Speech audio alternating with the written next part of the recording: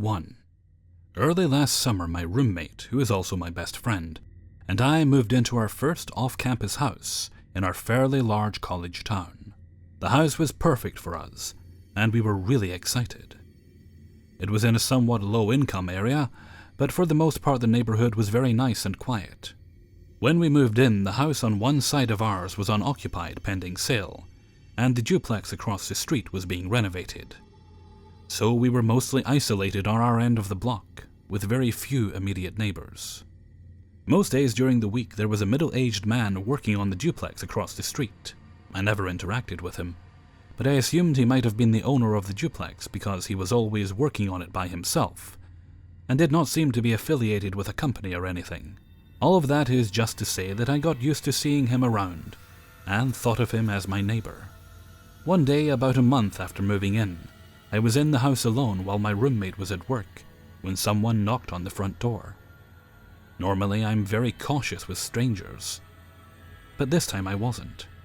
I looked through the peephole and saw a man who looked just like the guy who was always working across the street. Thinking he may have been coming over to introduce himself or ask for help with something, I opened the door widely with a friendly expression. The man was holding a phone and looked rather flustered. "Hey man, is your roommate here?" "Oh, he's not? Okay. I live right down the street. I wanted to see if you guys needed anything done with your lawn or anything." I was a little confused, but I greeted him with a smile and politely turned him down. He continued the small talk. "I see your license plate is New York. You from there? I used to live there too." Again, I politely engaged in the small talk, but I'm still confused as to why he's there. What he said next should have been a major red flag, but I was still under the assumption that this was just my neighbor trying to be friendly. He continued, "I stopped by the other evening and nobody was here. You guys work nights?" My hours at my job varied, as did my roommates, but I wasn't going to go into the details of our schedules with some random guy, even if I thought it was our friendly neighbor. I told him, sometimes. Next, he cut to the chase of what he wanted. "Listen man, my wife works at the hospital and she locked her keys in the car. I just got off the phone with the locksmith, and he says he needs us to pay up front to unlock the car. I don't have any cash and my wife's purse is in the car. Can you help me out with $17? As soon as we get the car unlocked, I'll pay you back." Now, even though I'm in a friendly mood, my bullshit sensors automatically start going off any time a stranger asks me for money. There are a lot of people in that town who ask for money on the street, so I'm pretty accustomed to hearing all types of wild stories to try to trick gullible people into paying up. But because I think this is the guy from across the street, I don't immediately say no. He seems much more mentally with it, compared to the beggars I'm used to. He also seems more put together in terms of his clothing and hygiene. Plus, it's my neighbor. Okay, I give him the benefit of the doubt, and agree to lend him what cash I have, which at the time was only $4. I tell him I'm sorry I don't have more. Suddenly his demeanor goes from very friendly to sort of annoyed and cold.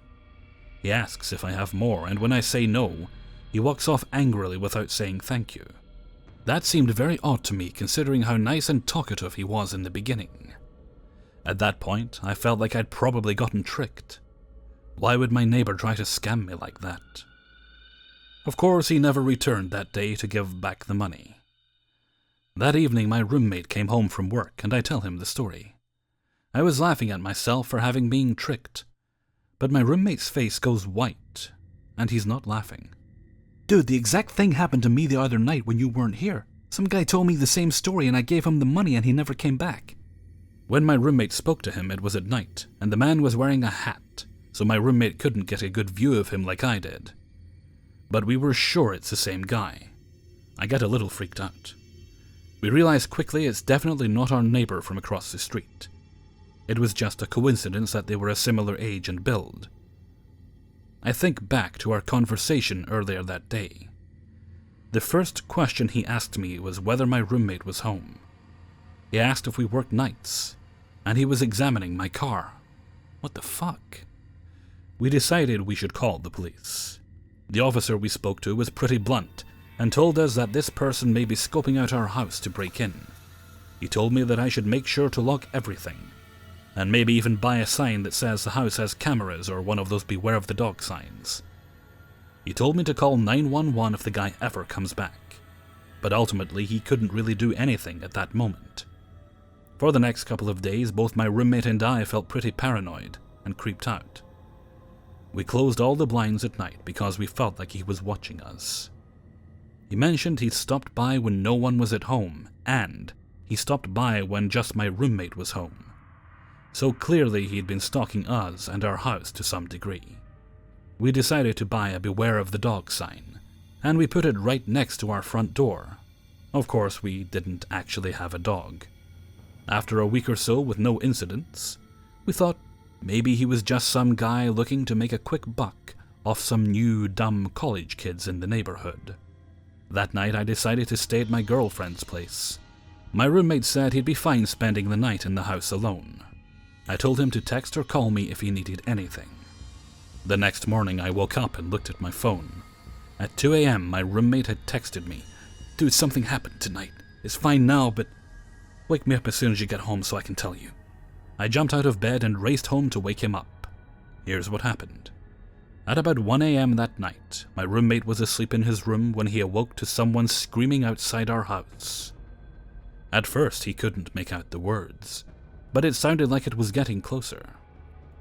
My roommate's bedroom is right next to the front door, and soon enough it sounded like the person was at our front door. At that proximity, my roommate could make out a few words. "I don't give a fuck about your fucking dog!" The person was pacing back and forth on the stoop, furious. My roommate then heard him walking around the perimeter of the house. Without hesitating, my roommate called 911, but the man was gone by the time the cops got there. A few blocks over, the cops found the guy in a parking lot. They bring my roommate there to see if it's the same guy who's been knocking on our door. But since I was the only one who saw the man in broad daylight, my roommate wasn't totally sure. This man was similar in age and build, so he was pretty sure it was the same person. The cops tell the man he will be arrested if he comes onto our property again. Unfortunately, we still had a couple more incidents with the guy, but thankfully he never came back in the middle of the night or tried to break in. He knocked on our door 2 more times that we know of at least. But both times we saw him through the peephole and didn't answer. Both times he walked off before we called the cops. He also walked by one time when my girlfriend and I were carrying groceries into the house, and he started walking towards us smiling. He asked very creepily, "You guys drink?" No idea what he meant or why he asked that. I stood standoffish and told him no, and he eventually backed off and walked away. Anyway, creepy guy I thought was my friendly new neighbor but actually stole our money and harassed us. I hope we never meet again. 2. About 3 Christmases ago, I had been 16 for a few months, and I was still very eager to run errands whenever my family needed them done. My mom's side of the family was over celebrating Christmas Day with us, and after our mid-afternoon dinner, everyone decided we needed more chips.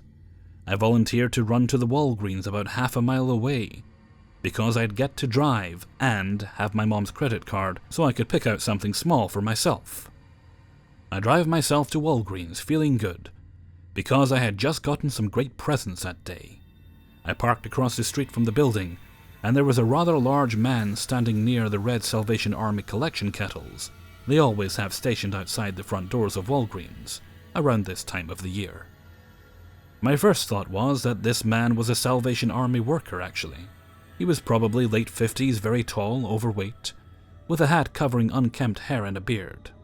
The man was carrying this orange plastic shovel with a wooden handle and said, "Merry Christmas," to me as I neared him. I said it back to be polite. He then said, "If you give me $1, I'll give you this shovel." This was my first sign that this guy was a little off, but I wanted to be nice because, hey, it's Christmas. "No, I don't need a shovel, but once I get my things inside, I can give you $1. I don't have any cash right now." I walk past him and enter the store, and he says, "Oh, you know what I really need?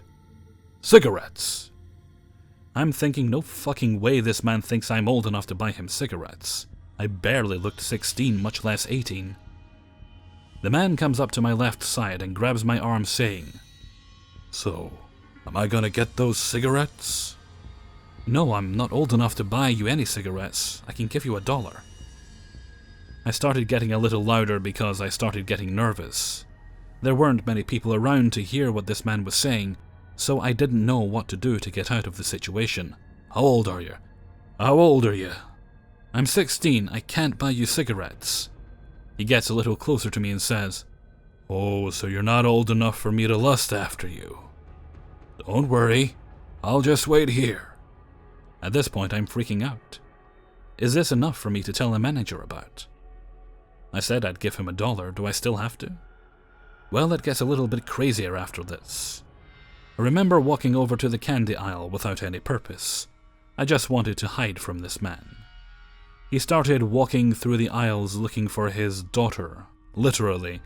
He was starting to call me his daughter and was loudly saying, I need to find my daughter. Daughter, where are you? I moved over to the almost last aisle, where the chips and chilled soda were located, and nervously picked out what I was sent to buy. A woman came up to me, the Walgreens manager, and asked what was going on, and if I was this man's daughter. The guy then comes up and says, Oh great, nice to see you, daughter. Then to the woman, This is my daughter, I'm getting some cigarettes. I noticed he was holding a $50 Visa gift card in his hand too. What he thought he was going to get out of that, not a clue. The woman asks me if I actually was his daughter. I said no. I must have looked ridiculously freaked out, because the manager told me to buy my items and rushed me past her. There was a woman at the photo center dressed as Mrs. Claus who checked me out, and then asked if I wanted a man to take me outside to my car. I happily obliged and waited a minute or two before one of the workers came to get me. Even the very tall, scary-looking man behind me offered to make sure I was okay walking to my car. Of course, that made him look much less scary.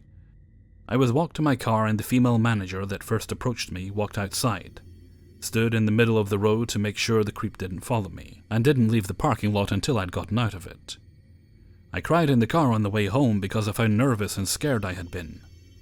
My uncle, a police officer, promised to get me mace like he carries to have with me in case a situation like that happened again. Because of this situation, I've learned how to trust my instincts and get the fuck out if I feel something off. Thankfully, those workers witnessed what was happening, or God only knows what could have happened to me. Creepy Christmas Day lunatic, let's not meet, and I hope you don't have a daughter.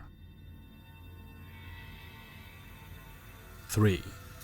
When I was 15 years old, I lived in a rural area about 20 minutes outside of the actual town I called home. I was home from school alone one day, and a white car pulled up in front of our mailbox and stopped. I was upstairs in my room and saw from the window, but could not see who was in the car. Whoever it was sat there for several minutes without getting out of the vehicle, long enough for me to be weirded out, and then drove away. We weren't super close in distance to our neighbors, but we weren't miles and miles apart, and I remember that one neighbor a bit down was selling their house. I chalked it up to a potential buyer having the wrong address, or simply checking out the neighborhood, and thought nothing else of it. Fast forward about a week or so. It was a Friday night and I had gone downtown to see the premiere of a movie with my boyfriend at the time. I remember it was a special occasion, and I had begged my parents consistently for weeks to push back my curfew so I could see this movie, since it wouldn't be over until after 1 a.m. And it took 20 minutes to get home from town. They were reluctant, but finally agreed. When the movie was over, my boyfriend Jason and I walked slowly back to the truck. It was a well-lit and relatively safe area, so we stood around in the parking deck trying to push curfew for as long as possible. There weren't many vehicles at that time of night, but I realized suddenly that I recognized the one parked straight across from us, the same white car that had been at my house a week earlier. The car was running, and there was a man, maybe mid-30s, sitting alone inside. I could have passed this all off as a coincidence, except as I continued to look at him, he turned his bright lights on us, and spun out of the parking lot deck after almost running into Jason's truck. I obviously had a horrible feeling about this and asked Jason to take me home immediately. As we pulled out of the garage, we saw the car parked across the street from the movie theater, all the lights off. Man still inside. But he didn't follow us, so we just went home a little shaken. I had no idea at that moment this was the start of 3 long and torturous years of being stalked by this man. A couple months after the parking deck situation, the encounters became more frequent and weirder, and I hated being anywhere alone at any time. I never knew when and where I would see him, or how much time would pass between encounters. It became clear that he was watching me all the time by this point, because he only made himself known when I was alone or with my boyfriend. Never my parents or even other friends. I became terrified for some stupid reason that none of my friends would believe me if I told them, so I kept it between Jason and my family. Until one day my friend Rachel, who lived maybe 5 miles away from me, started telling me about this creepy man who showed up at her house over the weekend. Rachel's dad worked Saturday, so she was home alone with another friend of ours, Megan. Everything was normal until around dusk, when they began to smell cigarette smoke. My heart instantly began racing because, by this time, this was becoming an everyday occurrence for me. I was smelling cigarette smoke, finding cigarette butts around my house, even though none of my family smoked, and could never trace the source. I had a nagging feeling, of course, that it was connected to my stalker, but hadn't confirmed. So as Rachel and Megan were looking for the source of the smoke, Rachel realized she had left a window in a back room open, and the smoke was coming in from the back porch. Seeing that there was a strange man on her porch, she quickly goes to close and lock the window. In her words, he turns around with dead eyes and looks straight through her, like she wasn't really there. Megan immediately called the police, but Rachel continued to stand there in a little bit of a shock as he smirked at her and stared until his cigarette was done. He then got up and calmly walked away. The police came but found no trace of him except for cigarette butts on the porch and scattered around the back, indicating he had been there for quite some time. I immediately began to describe the creep to Rachel, and it was the same man. She hadn't seen or heard the white car at all, and they guessed that he had parked down the road and walked down Rachel's almost mile-long driveway and through the woods a bit. As time went on, my stories were well documented with the police department, but they had never even seen the guy. He was so good at getting away. I have to give them credit because they never doubted the truth in my stories and always showed up quickly, even as it was becoming apparent that this guy knew what he was doing and wasn't planning to be caught anytime soon. We also began to suspect that he had a police scanner in his car. One night in particular, almost 2 years after the Rachel incident, Jason and I were coming home a little early from a date. My parents had gone out as well that night, and we had a strict rule that we couldn't be home alone with no adults. So Jason and I began to talk in the driveway since my dad had called, and they were only about 10 minutes away. We were too scared, given the circumstances, to get out of the truck, and we kept our eyes peeled for the creep. But we figured 10 minutes wasn't all that long. Sure as the world, not even a minute later, we saw headlights turn on in the bushes across the street from my driveway. This freak had backed his car into the bushes and waited for us to come home. Jason immediately got on the phone with the cops, and I called my dad, who was literally flying home at this point, as the man revved up his engine and flashed his lights. He then proceeded to get out of his car and walk towards Jason's truck. I will never forget, he was so slow, methodical, and emotionless. It felt like I was living out a serial killer movie. I was sobbing.